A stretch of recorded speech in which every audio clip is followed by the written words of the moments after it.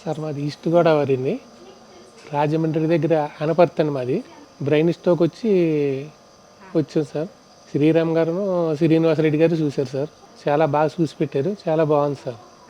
అందరూ కూడా చాలా బాగా చూసి పెట్టారు. స్టాఫ్ అంతా కూడా చాలా గుడ్ విల్గా చూశారు సార్. అలాగే మా బావగారికి మొన్న బ్రెయిన్ స్ట్రోక్ వస్తే వారిని కూడా ఇక్కడ తీసుకుని వచ్చాము.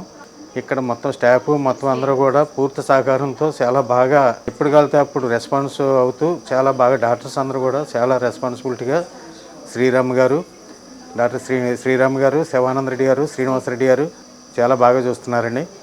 మేమైతే శ్రీనివాసరెడ్డి గారి ద్వారా ఇక్కడికి అపోలో హాస్పిటల్కి రావడం జరిగింది. అపోలో హాస్పిటల్లో ట్రీట్మెంట్ చాలా డాక్టర్స్ అందరూ కూడా బాగా చూస్తున్నారండి. మాకు సంబంధించిన డాక్టర్స్ అందరూ కూడా బాగా చూశారండి.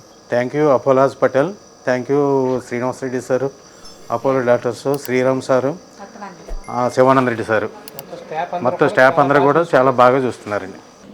నమస్తే, నా పేరు doctor A Santosh Sriram, consultant neurologist, Apollo hospital, Hyderguda. మా పేషెంట్ వీరరాఘవరెడ్డి గారు సడన్గా మాట తడబడ్డము, ఇంకా బ్యాలెన్స్లో ఇబ్బందితో ఎమర్జెన్సీకి రావడం జరిగింది.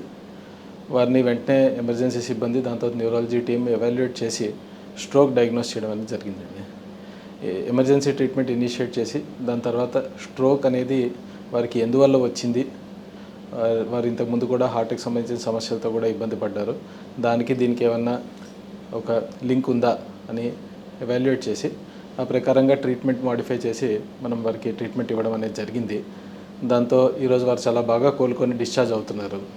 ఎవరికన్నా బ్రెయిన్ స్ట్రోక్ లక్షణాలు అనిపిస్తే ఎంత త్వరగా హాస్పిటల్కి చేరుకొని న్యూరాలజీ కన్సల్టేషన్ తీసుకోగలిగితే దాన్ని బట్టి మనం ఎర్లీ డయాగ్నోసిస్తో మనము ట్రీట్మెంట్ ఇనిషియేట్ చేస్తే వారికి రికవరీ అయ్యే ఛాన్స్ చాలా మెరుగుపడుతుందండి. ఎందుకంటే time is brain. Thank you.